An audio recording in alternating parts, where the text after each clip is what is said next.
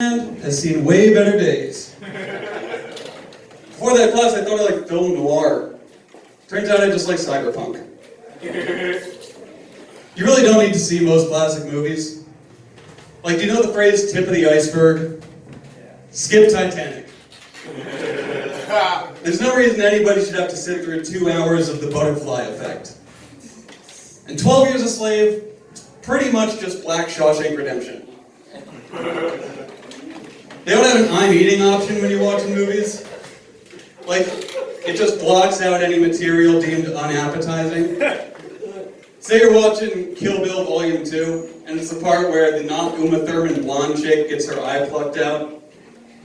So World War II era narrator comes in and it skips to the next scene and he explains, her eye was plucked thusly like that of Oedipus Rex.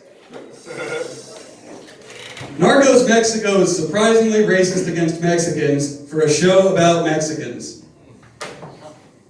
Like, they find groundwater to water all their weed plants, and they start shooting their guns off in the air, hollering and jumping. Then they go to an open house at a mansion and ride dirt bikes through the place. In every single episode, they're growing and selling drugs. Alrighty. I can't help but take movies and TV personally.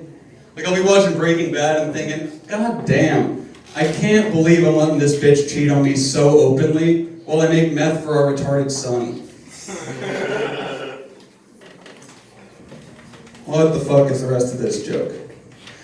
I can't stand romantic comedies because they're practically thrillers for me.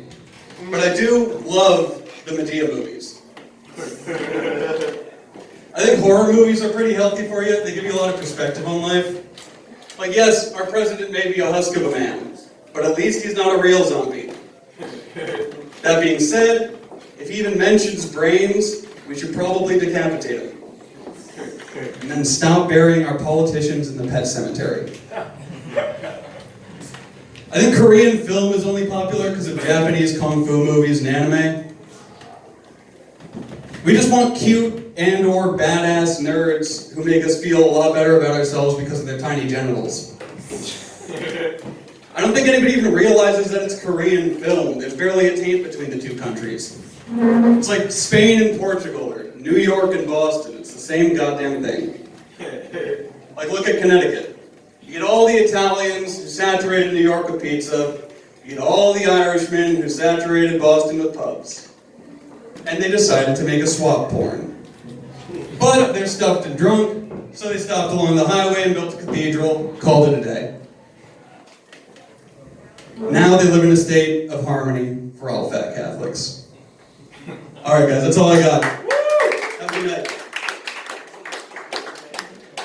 Alright, give it up for them. The comedians, I want you guys to know something. Once it gets to this part of the show, just know that it's not your jokes. Half the crowd is gone, alright? They just got tired of waiting. Everyone's going home to see if LeBron's going to beat the shit out of the Suns.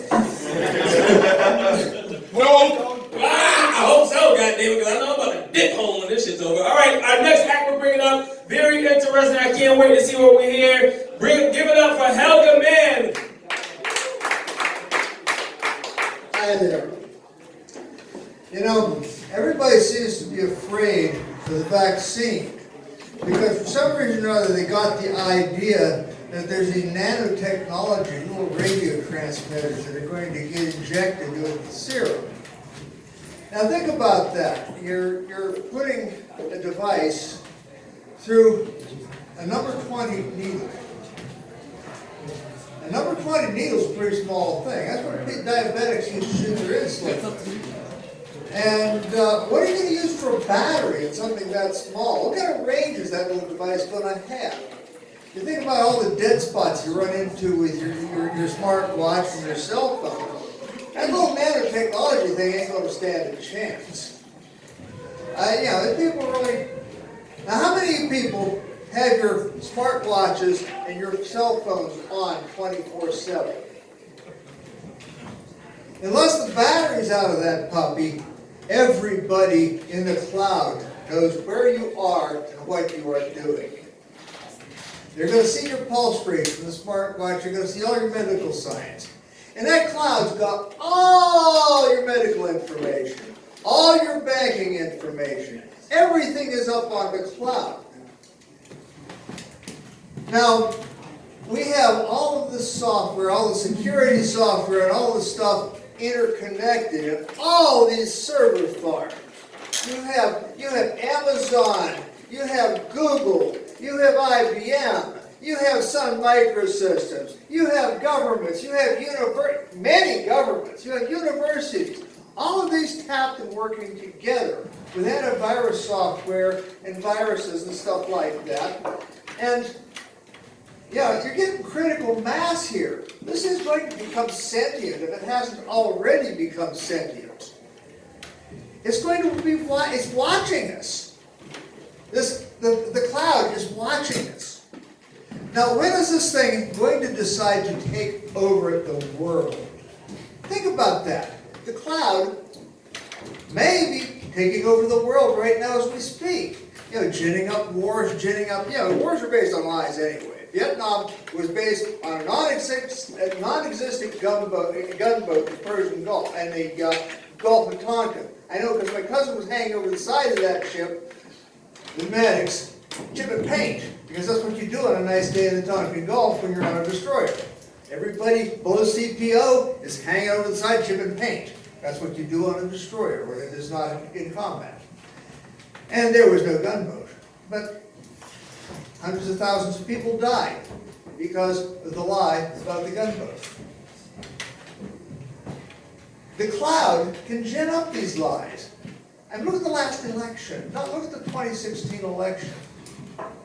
And look at the lie that's caused all this chaos in the current election, in the 2020 election. You know, computers can lie, can gin up lies. We've set a wonderful example. We have no idea what the value system of the cloud is because of all the stuff we put up there voluntarily. There's all kinds of porn. I know I put some up there myself. You've got everything from your little gentle tit pics to dick pics and child pornography and snuff videos. All up there 10 or 15 clicks away. Use your imagination. Now, what kind of value system is the cloud going to have? He sees you when you're sleeping. He knows when you're awake. He knows when you've been bad or good. But what is bad, what is good? The cloud knows, we don't. Think about it. It's Santa Claus on steroids. It's Santa Claus going to completely run amok. And there's no place to hide. I'm Helga Mann. Have a great day. Helga Mann, ladies and gentlemen. Give it up. All right, next we got coming